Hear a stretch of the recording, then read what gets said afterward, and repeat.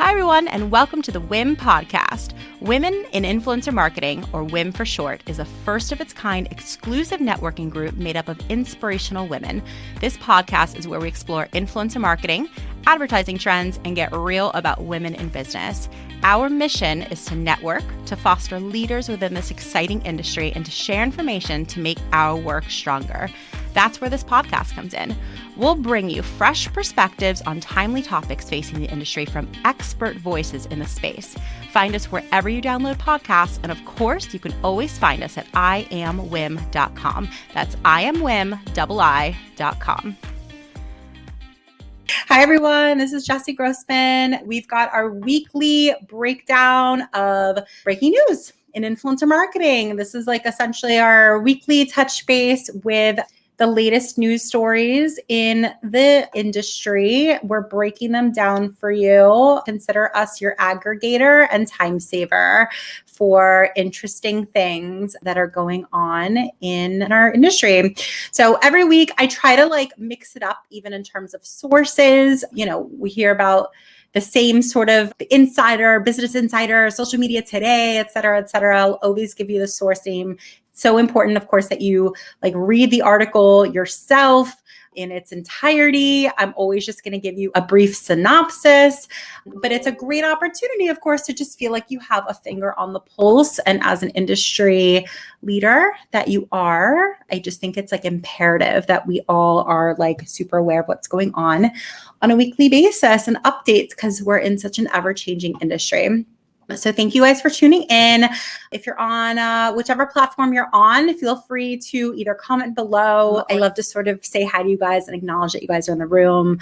So on Clubhouse, for example, Megan, Vanita, Karina, Korea, you guys have different or similar names. Heather, Katie, and Heather. 2 Heathers in today. So I appreciate you guys tuning in. And I see some people are tuning in on our other visual platforms as well. This broadcast, since they're super ephemeral, especially the one on Clubhouse, of course, I figured I would actually put some makeup on my face and pseudo do my hair so we could do these on camera, because then we can go ahead and continue the video availability in the Facebook group. So if you're, you have a meeting, it's literally 1:00 on a Thursday. A lot of people are busy during the day. You can always just tune back to this in your own time, but all the other platforms, of course, will disappear. So if you'd like to join our Facebook community, just search WIIM. That's WIIM, and you'll always have access to these breaking news rooms every single week, sort of indefinitely. They won't disappear on you. All right, so let's break into it. Let's jump into it. I guess the last thing that I do want to mention, actually a couple of things. I'll say a couple of things later too. So one is, if you ever see a news article that you think is interesting, send them my way. I'm just digging through a bunch of resources that I love, but I always love learning more. I'm such a news junkie. And of course, I'm obsessed with influencer marketing. So send them to me and I will totally acknowledge you and shout you out that this is your article that you found. Would love, love, love to do that. So DM me wherever you're at and let me know if there's any articles, and then we can sort of chit chat about them too. And last, but certainly not least, before we jump in, we have this incredible event coming up that I also just want to make sure is on everybody's radar. So if you're tuning into this room, you touch influencer marketing in some way, shape, or form.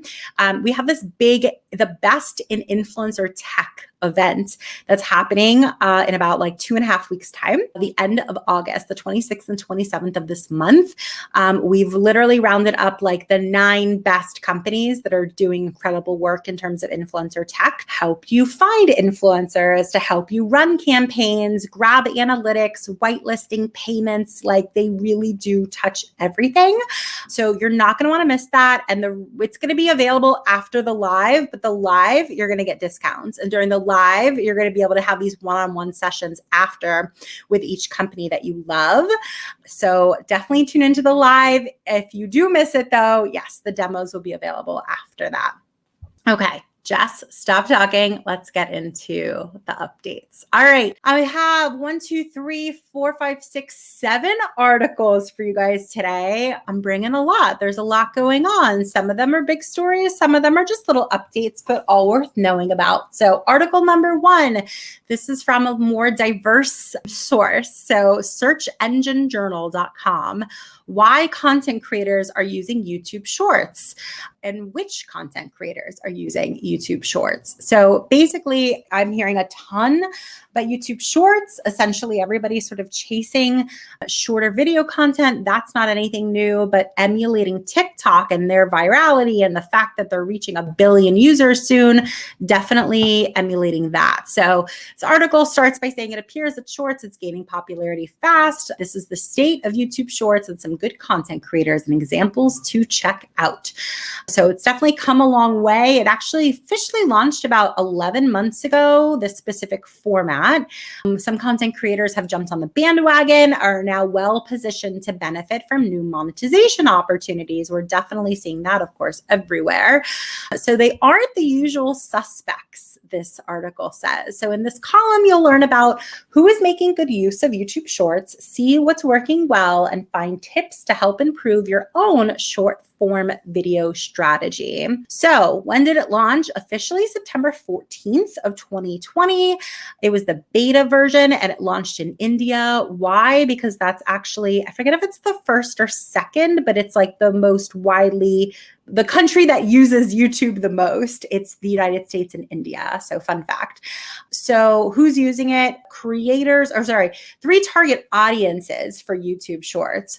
1, and there's 3. So 1, creators and artists, 2, viewers and subscribers, and 3, advertisers and brands. So I'll kind of scroll a little bit further. So let's see. So it's 15-second long version of Shorts. Their thought at the time was that YouTube was, quote, working on what monetization this format might look like in the future. And it introduced in recent news $100 million Shorts fund, which will be distributed over the course of 21 and 22 to influencers who are who are doing well at YouTube Shorts. So it isn't limited to creators in the YouTube Partner Program, which is interesting to know about as well, who can monetize their longer shorts though with ads. So they do get special access to that. Any content creator is eligible for support from the Shorts Fund as long as he or she creates original content that adheres to their community guidelines. There's a lot more that it goes into in the article, a little bit about who uses it. Basically, more than 152,000 accounts have uploaded 1.1 million shorts to YouTube in a couple of weeks. They've received a combined 46.3 billion views and 2 billion engagements, likes, shares, comments, etc. The article goes into a lot of good stats, which of course you'll see in our roundup of these articles that's sent out on Mondays in our newsletter. But I think that it's as important for strategists and brands have these updates in mind, of course, because when you're figuring out like, all right, like who do we go after to shout our brand from the rooftops? Any of these recently rolled out features, platforms obviously, but like features within these big, huge platforms that we're all so used to, those are absolutely worth diving into because they're just going to promote the heck out of them in the upcoming weeks. So definitely check those out, YouTube Shorts. So if you know any YouTubers, definitely hit up YouTube Shorts for and adding that into your deliverables and a scope of work for a campaign that you're doing because they're just going to be more heavily promoted. All right, article number 2. This one's from Later. Later.com has a really cool blog. Of course, it's a social media tool. But this article says the best time to post on Instagram in 2021. This is a little bit unique, of course. Like everybody who has, I believe, a creator and a business account, basically everybody who does not have a personal account should have access to data directly from Instagram that tells you what time of day they should be posting. Of course, that's like when your audience is most engaged.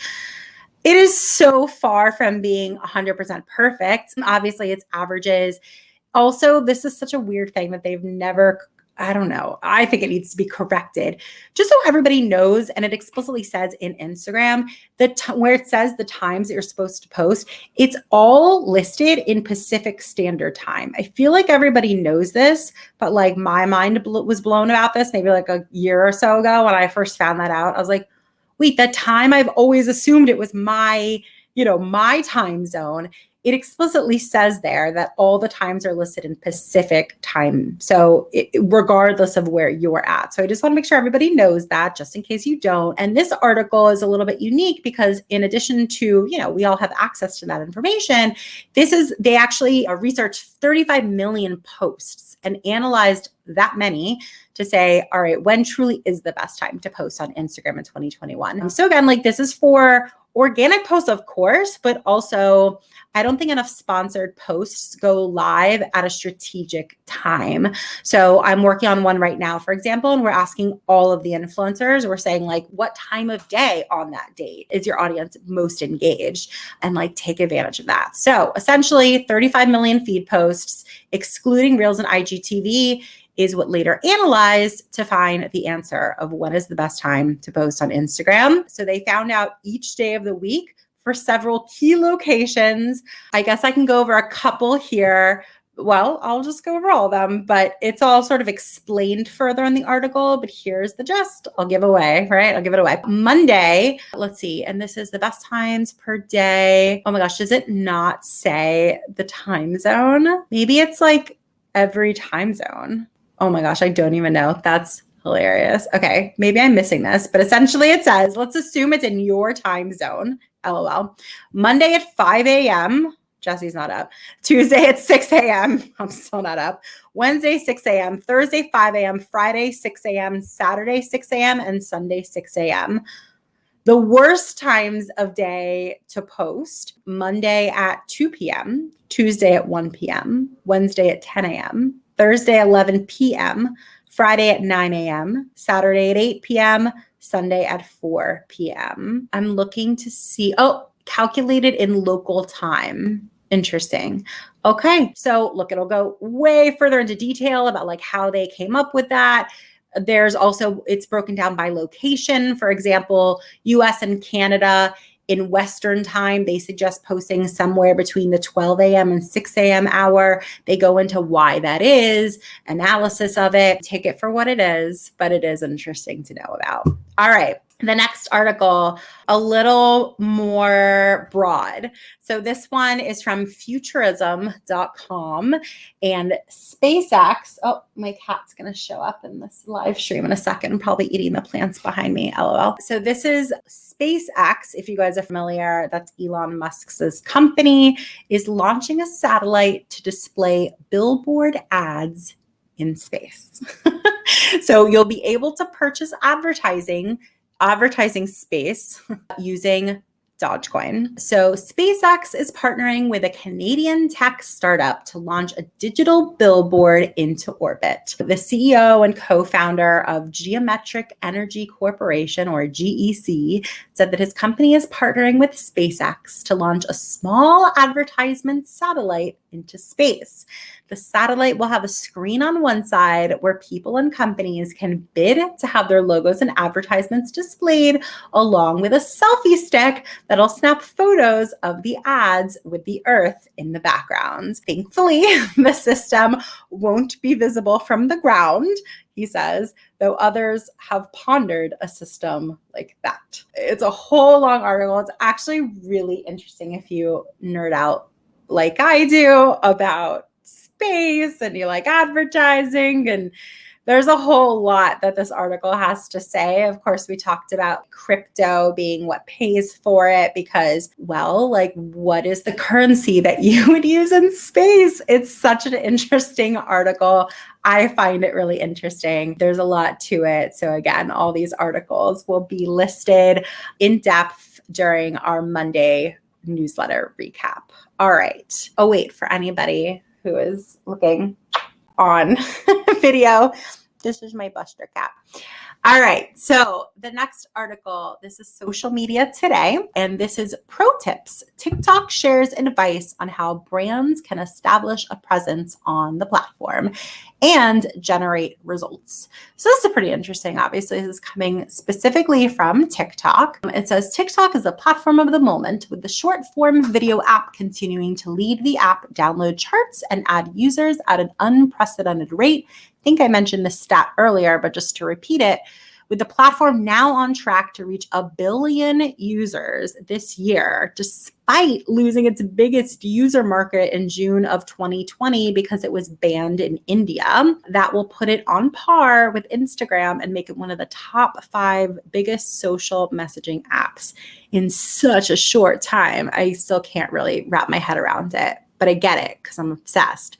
So basically it's saying, now is attracting more interest from marketers, of course, looking to go wherever consumers' attentions lie. So basically, how can you make the most of TikTok for your brand? So this is all coming specifically from this woman, Becca Sawyer, who's TikTok's global head of small business solutions. And they gave a few tips and tricks. So I'll read a couple of them. Basically, there was a question, what ad or promotional elements are seeing the best response on TikTok right now? She says, ads that perform best don't look or feel like ads. They embody our, quote, don't make ads, make TikToks motto. They're saying don't overthink it. TikTok's a place where authenticity and realness is not only accepted, it's celebrated. And I would actually take it a step further and just say, like, it's really the place, if it is overly branded, like, people will sort of tear you a new one. They said it can feel intimidating at first. Totally get that. If you're like not completely in the world of TikTok, it can feel like its own separate world. Basically, they're saying that they're always working on ways to make it easier to create and share content on TikTok. Then there are like creative tools and examples of successful businesses to help business owners get comfortable in this article. They recently partnered also with Vimeo to launch templates that can help small businesses create quality video in a few easy steps. So I do think that's pretty cool in that they're sort of like really making it more easily accessible for brands to sort of feel comfortable with like what they should be creating on there that's going to be effective. But here is another interesting question that I found. So what's the key to an effective marketing strategy on TikTok? They were asked. They said they always love to encourage brands and organizations to do these 4 things. Engage like a user. So join conversations and build a community. So basically not just a one-way conversation, but really making it a 2-way conversation. Thinking TikTok first. So that means creativity, culture, and trends that start on TikTok. If any of us are on there, like you totally know what those are. You see them when you scroll through your feed. You're seeing, tons of things that are repeated regularly and sort of leaning into that.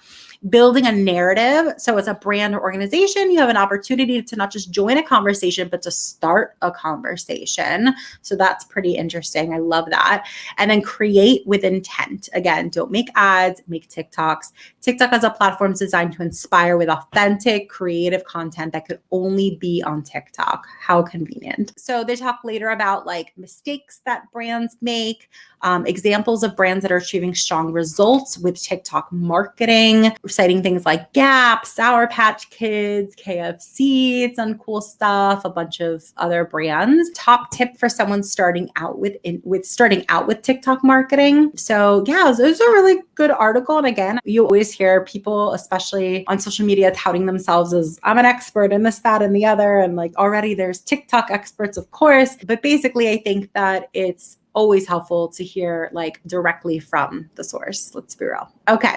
So that's a little bit about TikTok and how brands could particularly do well on there. The next article, it's an Adweek article. Instagram Reels creators gain ability to search for audio. Definitely not worth getting into. It's not a long article, I should say. The longest part of it are these giant graphics that you'll see. But I checked it this morning on my Instagram, and I already have access to this. So you probably will too, depending on where you are in the world, of course. But basically, when you go into Reels and you go to add audio, instead of just being able to like go find songs based on like the different categories, you can now search for specific songs or artists and add them to your reels, which should just make it easier to make them quick or search in a creative way. Or maybe you're like, oh, I want like the vibe of like Lady Gaga or like whoever it is. So just a cool way for creators to take music into their own hands a little bit more. Short article. All right. Next one. This is the third to last article, I think. Yeah. So this one's Vogue Business is a source. And basically it's called Navigating the Creator Economy Gold Rush. So as the creator economy matures, it's hitting some bumps. Investors, marketers, and influencers share how they're navigating VC hype, building direct-to-consumer businesses or D2C businesses, and they're shifting relationships with brands.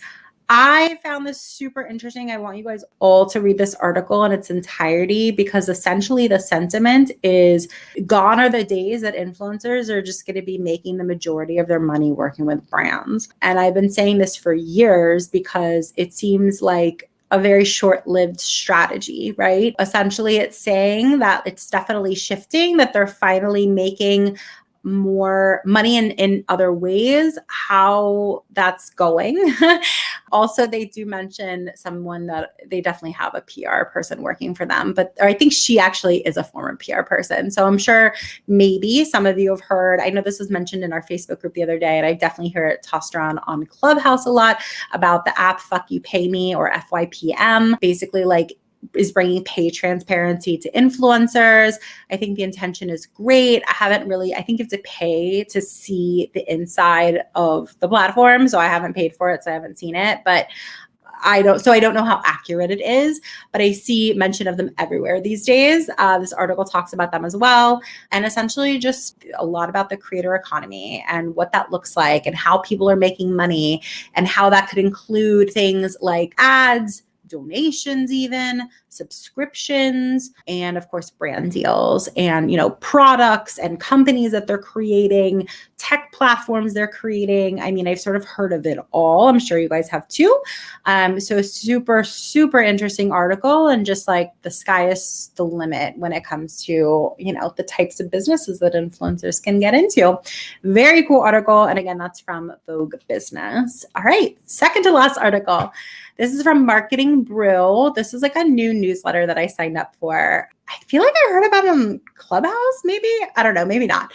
Anyways, it's morningbrew.com, and I've been enjoying it. So the article is B2B digital advertising spend is growing. So basically B2B, business to business, display ads, quote, took up a greater share of US ad spending than ever before in 2020. So obviously we know that things have grown exponentially from 2020. If you don't know, now you know. I mean, we're seeing people in WIIM who are hiring.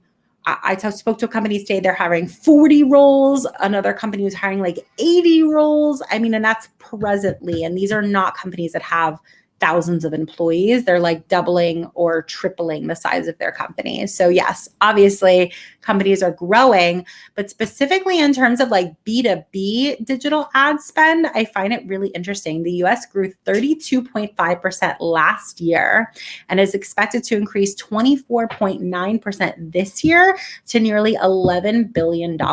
So again, this is like specifically from business to business. So those display ads, quote, took up a greater share of US ad spending than ever before in 2020. In 2021, B2B display ad spend is expected to reach $5.09 billion, a 32.6 year-over-year increase. So they're predicting the reason for the growth. It says they've seen a pronounced shift towards e-commerce efforts, obviously, and in the B2B space as COVID completely changed that marketplace, leading to companies being open to larger purchases via online channels as opposed to traditional sales contact route. So that makes sense. So it says old school B2B marketers also might not have much of a choice. This is a quote. So quote, trade pubs have either discontinued their print distribution altogether and gone 100% digital, or have made enhancing their digital platforms a priority. So essentially, like, the price per product has gone up And COVID obviously just knocked a lot of things out and just shifted everybody to be digitally focused. So keep an eye on B2B. It's growing, and that ad spend is in turn growing with it to just try to follow the trends.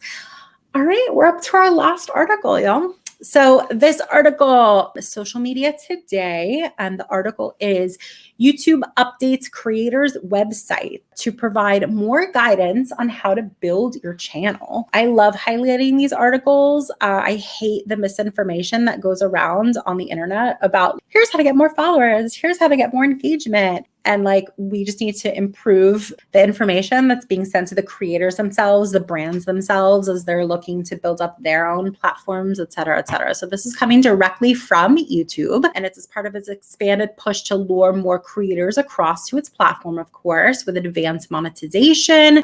It's always had monetization. Let's like never forget that. YouTube was pretty sure it's like the first one to, actually pay influencers, of course, with their AdSense, growth tools as well. And then today, let's see, as of, I don't know, I guess this is about a week old, August 4th. As of August 4th, it launched its newly refreshed YouTube for Creators website. So definitely check that out. And it provides information on all the key elements of building a YouTube channel and a presence. So here's a cool quote. So whether you're a new or seasoned creator, you are the driving force behind YouTube. We want to make it easier for you to do what you do best, along with the official creators channel. This website will offer expert advice to help tell your story, build your community, and turn your passions into opportunities. So it's been organized into like 3 different sections to simplify the listings and makes it easier for creators to find like the key info that they need, which is nice. So you can't you make a tool, but if nobody uses it, what's the point? So they improved it. So the Welcome Creator section provides links to YouTube policies and tips on getting started. Those policies are like not to be overlooked too. I hear so many YouTubers that I love that really understand those policies, especially in like true crime and stuff, where they're like, I can't mention X, Y, or Z, or my video is going to be demonetized. So really understanding what YouTube sort of knocks you for will absolutely help your channel thrive. Tips for getting started, of course. And while YouTube has also included more in-depth overviews of how each element of the channel building process works, relevant links to official guides and explainers. One thing that's key, this is for influencers specifically, is monetization.